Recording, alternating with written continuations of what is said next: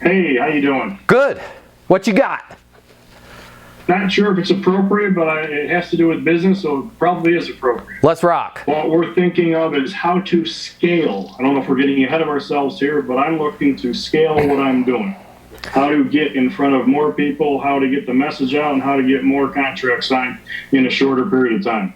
Yeah. So Dave, for you, and you've been doing this a long time, yes?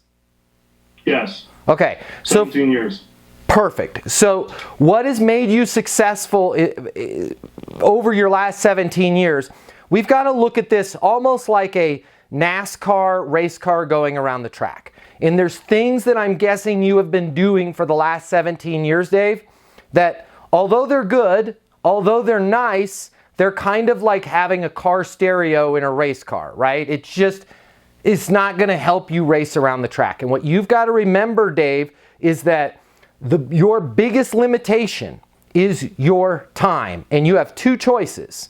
You can either make yourself more effective and more time efficient, or you can hire a bunch of people that are going to be inefficient and ineffective, but you'll in a sense multiply your time by having multiple people. Does that make sense, Dave?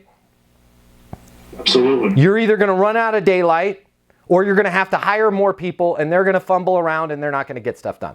So here's what I want you to do. Okay, and this is really hard for somebody like you that's been doing this for 17 years.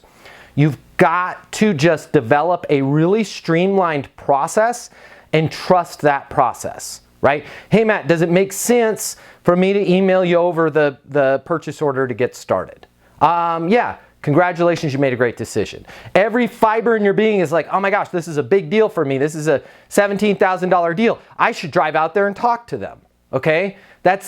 You've got to be really careful and cognizant about how you're spending your time. Now, I'm not a huge fan of micromanagement, but I wish I had one here, I don't. If you're using the Easton University daily goal sheet, that's going to help you be more effective right there. How many calls do you need to make? What activities do you need to do each day? Stay on target and be time effective. But I'm telling you right now, you are driving around a race car that's got a big stereo in it with a lot of speakers and TVs in the headrests, and a lot of these meetings, a lot of these conversations, a lot of these pop-ins that you're having, you have to realize that you are paying for those. And you're paying in terms of thousands of dollars, if not hundreds of thousands of dollars every year, just to be nice and cordial and pleasant, because you only have, call it 12 hours in a day to operate. Okay, you have to make sure that you're being skillful, that, okay, I'm going to make 60 calls. In my 60 calls, this is my message that I'm leaving when I prospect. When I follow up, this is the voicemail that I leave when I follow up. When I ask somebody for a contract, I ask them if it makes sense to sign the agreement. If they say no, I say, got it, what's a good next step then?